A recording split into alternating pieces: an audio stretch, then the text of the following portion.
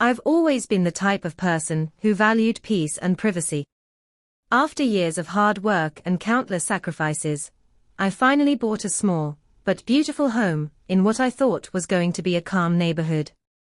The houses were tidy, the lawns trimmed, and the streets felt safe. At least, that's what it looked like on the surface. Little did I know, moving into this community would eventually place me directly in the crosshairs of a woman I would come to know only as Karen, and more importantly, her arrogant son, who thought the entire neighborhood was his personal playground. The Homeowners Association, or HOA, was something I had only heard of before moving in. I wasn't entirely sure what they did besides collect fees and make sure people followed some rules about keeping their properties neat. But in my mind, it was harmless. I didn't think much of it. At first, everything seemed fine. I kept my lawn trimmed, paid my dues, and minded my business. I didn't want trouble with anyone, especially not with neighbors. But then came Karen. Karen was one of those people who didn't just participate in the HOA, she ran it like it was her personal kingdom. She had a way of puffing up her chest when she spoke, dropping phrases like, "The HOA board has already decided," or "I'm in charge of compliance around here." It didn't take long before I realized that Karen had convinced herself she was the unofficial mayor of the block. The problem wasn't only Karen, though. It was her son. A young man in his early 20s, with no job, no responsibilities, and apparently no sense of boundaries. He swaggered around the neighborhood like he owned every inch of it. He was the type of guy who parked his car halfway across 2 driveways and laughed if someone complained. And, of course, his mother defended him every single time. I had heard murmurs from other neighbors about his behavior. Stories of him sneaking into people's backyards to use their pools, or borrowing tools from garages without asking. But no one seemed willing to stand up to him, mostly out of fear of crossing Karen. Because if you went against her son, you went against her, and she had a way of making life miserable for those who dared. For the most part, I tried to stay clear of them both. I figured if I kept my head down, they'd leave me alone. I didn't go to HOA meetings. I didn't get involved in neighbor disputes. I simply worked, came home, and enjoyed my quiet evenings. That was, until the day I came face to face with the son's entitled arrogance inside my own house. It happened on a warm Saturday afternoon. I had gone out early in the morning to run errands, groceries, a quick stop at the hardware store, and filling up my gas tank. By the time I returned, the sun was high, and I was ready to settle into a peaceful afternoon.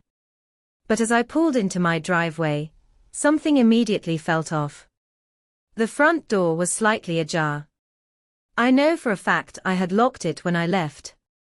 My heart started pounding in my chest.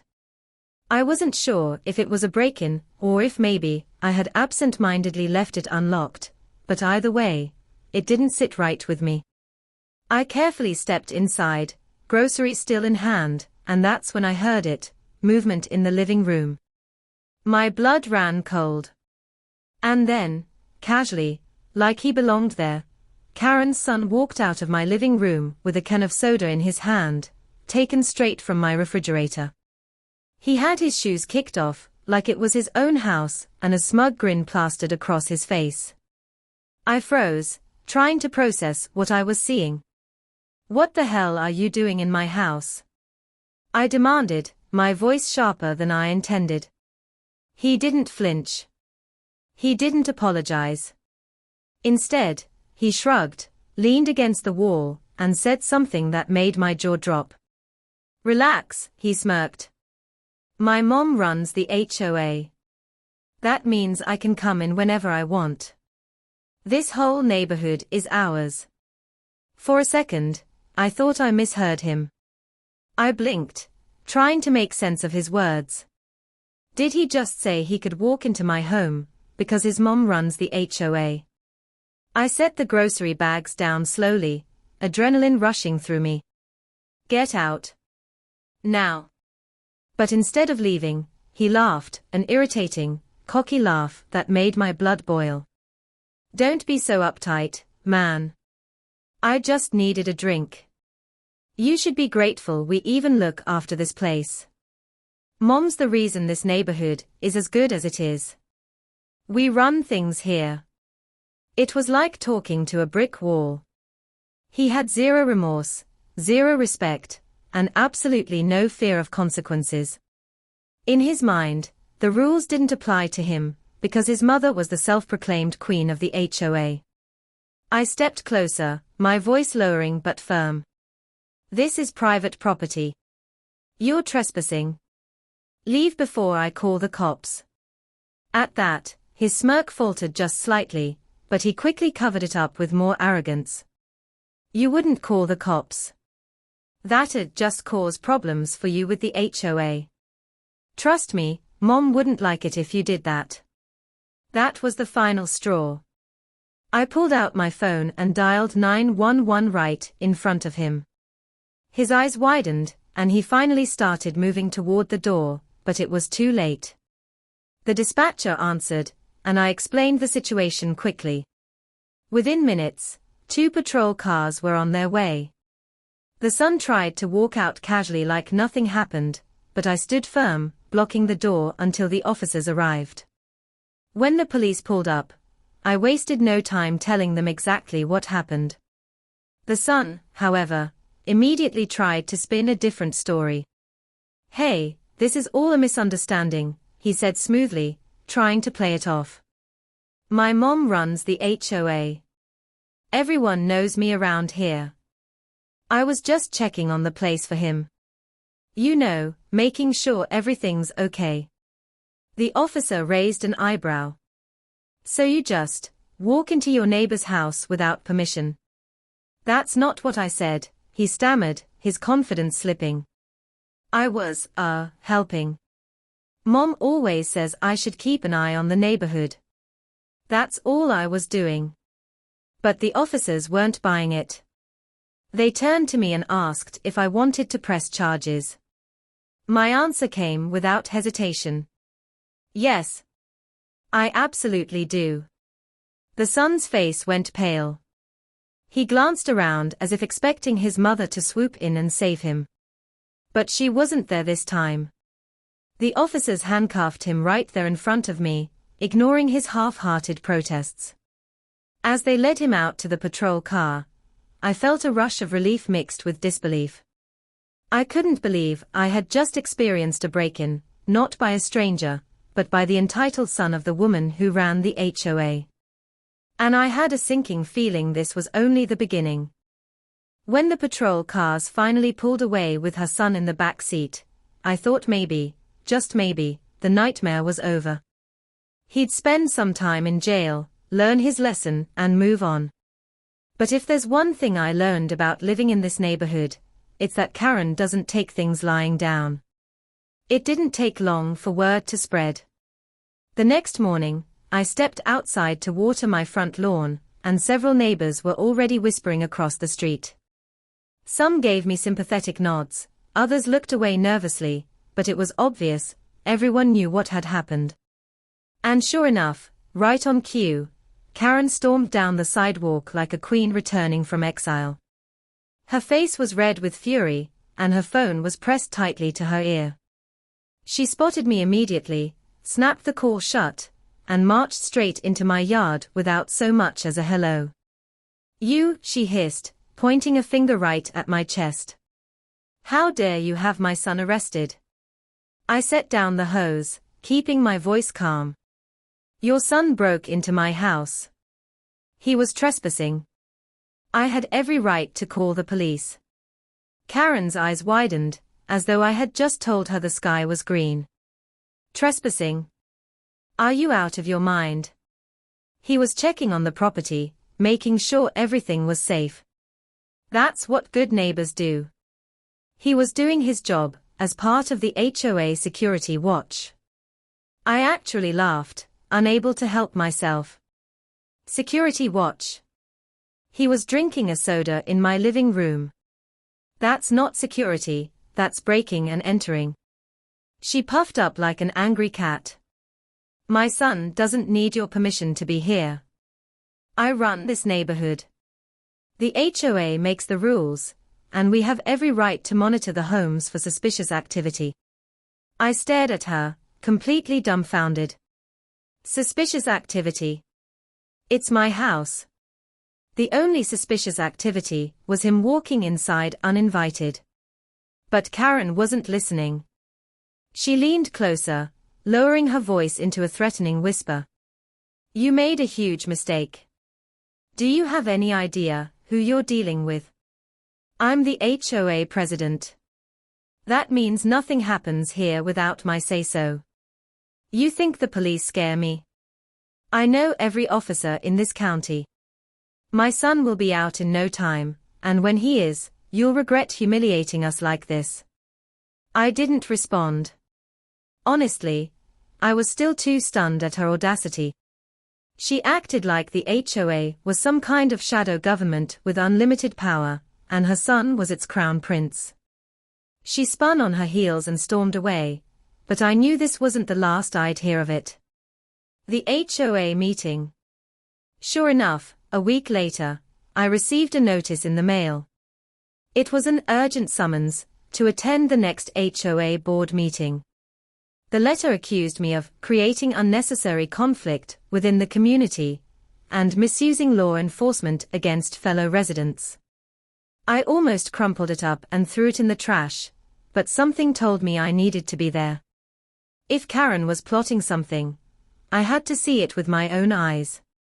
The meeting was held in the neighborhood clubhouse, a small but polished space with rows of folding chairs and a long table at the front. When I walked in, I could feel the tension in the air.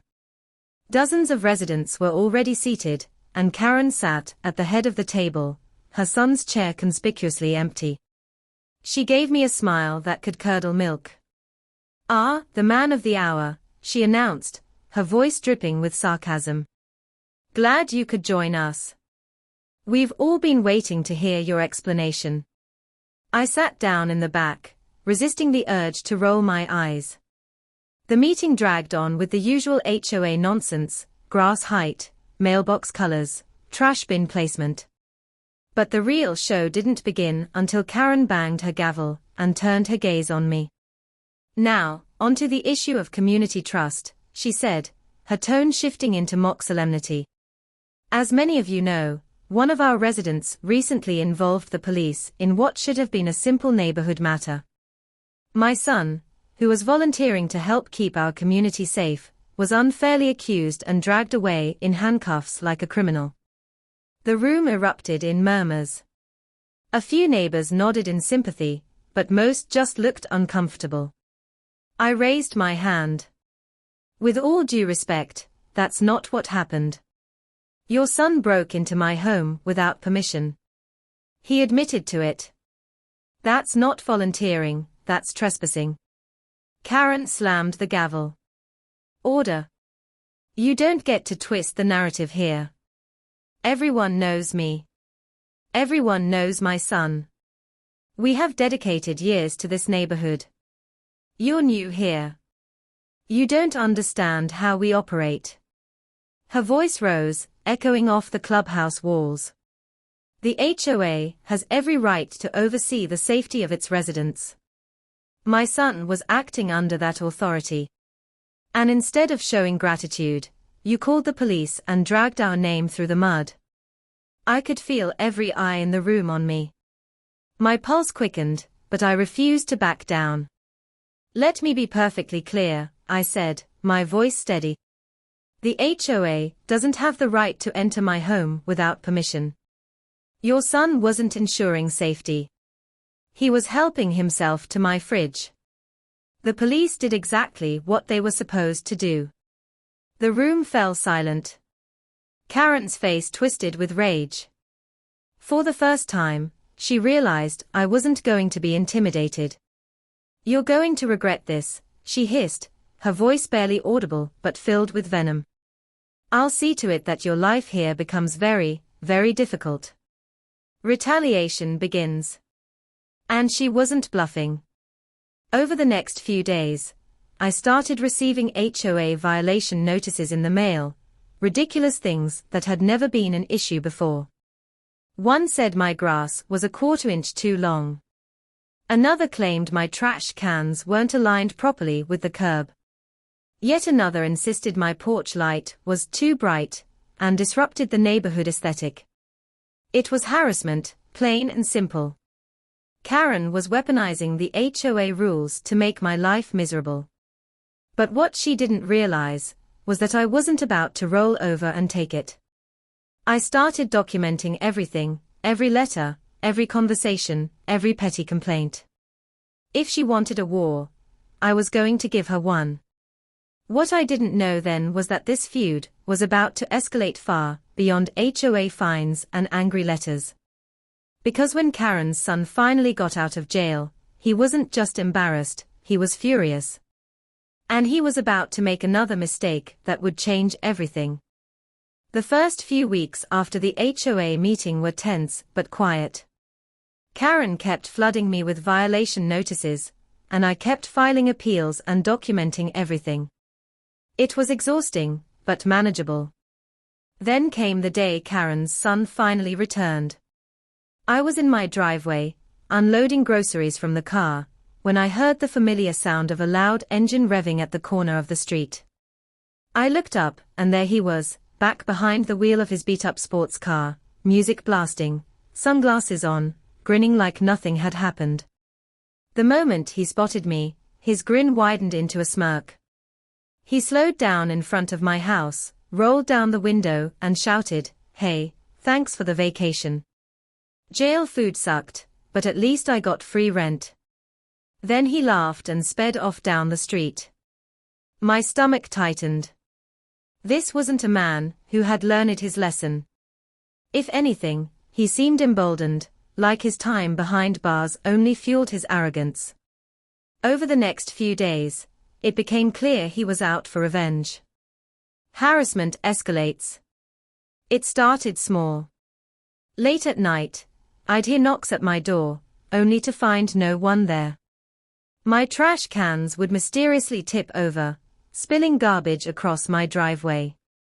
My mailbox got dented, as though someone had taken a baseball bat to it. At first, I couldn't prove it was him, but I had no doubt. The timing, the smug glances he threw my way, the whispered laughter from across the street, when I came outside, it all pointed back to him. Then one evening, as I pulled into my driveway, I noticed something even more disturbing. A beer bottle was lying shattered at the edge of my garage door. Not just tossed carelessly, smashed deliberately, as if to send a message. That night, I decided enough was enough. I installed security cameras around my property. One above the front door, another by the garage, and a third covering the backyard. If Karen's son wanted to play games, I was ready to catch him red-handed. And sure enough, the cameras didn't take long to pay off. 2 nights later, at nearly 2 a.m., the motion sensor alert pinged my phone. I opened the live feed and there he was, Karen's son, creeping across my front yard, carrying a can of spray paint. He was about to deface my garage door. I dialed the police immediately. By the time the squad car arrived, he was halfway through scrawling some obscene words in sloppy red paint. The flashing lights froze him in place, and for the second time in a month, Karen's son was cuffed and shoved into the back of a patrol car. I thought that would be the end of it. But I underestimated Karen. Karen's outrage. The very next morning, Karen was at my door, pounding so hard it rattled the frame. I opened it cautiously, already bracing myself. "You," she screeched the moment she saw me. Her face was twisted with rage, her voice shrill enough to wake the entire street. "You called the cops again? On my son? You're obsessed with ruining us." I stepped outside and closed the door behind me, keeping calm. "Your son vandalized my property. It's all on camera. What did you expect me to do, invite him in for tea?" She jabbed a finger into my chest. You're provoking him. He wouldn't even be acting out if you hadn't humiliated him in the first place. You could have just handled this like a neighbor. But no, you went straight to the police again. Because your son is breaking the law, I shot back. This isn't a neighborhood dispute anymore. This is criminal behavior. And if he keeps it up, he's going to spend a lot more time in jail. Her face turned red as a beet. For a moment, I thought she might actually take a swing at me. But instead, she spat on the ground at my feet and hissed, "You've declared war on my family. And trust me, you won't win." She stormed off, shouting over her shoulder, "The HOA will bury you." The neighborhood splits. Over the next week, the community felt more divided than ever. Some neighbors quietly approached me, whispering words of encouragement. "You're doing the right thing," one older couple told me. "We've dealt with her nonsense for years, but we were too scared to stand up. You're braver than we are." But others, especially Karen's loyal friends, started giving me dirty looks. One woman even muttered, "Troublemaker," under her breath as I passed. It became clear, there were two camps now. Those who were tired of Karen's reign and secretly cheered me on, and those who clung to her influence, terrified of ending up on her bad side. And in the middle of it all was me, the man who accidentally became the spark for a neighborhood civil war. The HOA's next move. Then came the next HOA meeting. This one was packed, standing room only. I walked in and immediately felt the tension. Karen sat at the head of the table again, her son absent for obvious reasons, but her demeanor was as smug as ever. She banged her gavel. "This meeting will now address the issue of community harmony," she announced. "One resident has continually involved outside authorities, instead of resolving matters internally. This behavior disrupts the peace and damages the reputation of our neighborhood." I knew exactly who she meant. Before she could continue, I raised my hand. "Excuse me, but are you suggesting I shouldn't call the police when a crime is committed against me?" Karen sneered. "What I'm suggesting is that you're making things worse. My son has been under a lot of stress lately, and your constant hostility has pushed him over the edge. If you had shown an ounce of compassion, none of this would have happened." The audacity nearly knocked me out of my chair. Compassion? For a man who broke into my house and vandalized my garage. I stood. "With all due respect, the problem here isn't me. The problem is your son's behavior. And if you think I'm going to sit back while he terrorizes me, you're wrong. I will keep calling the police every single time he crosses the line." The room erupted, some applauding, others booing. Neighbors were shouting over each other, arguing back and forth. It was chaos. Karen slammed the gavel repeatedly. "Order! Order! This man is undermining everything the HOA stands for." But the tide was shifting. For the first time, several residents stood up and challenged her. "No, Karen, you're undermining us," one man said firmly. "You've let your son run wild for years. We're tired of it." "Yeah," another woman added. "He's harassed half this neighborhood. Maybe it's about time someone finally did something." Karen's face paled as murmurs of agreement rippled through the crowd. For the first time, she wasn't fully in control. A dangerous turn. That night, I returned home feeling a mix of triumph and unease. I had finally exposed Karen's tyranny, and some of the neighbors were rallying against her. But I also knew she and her son wouldn't back down quietly.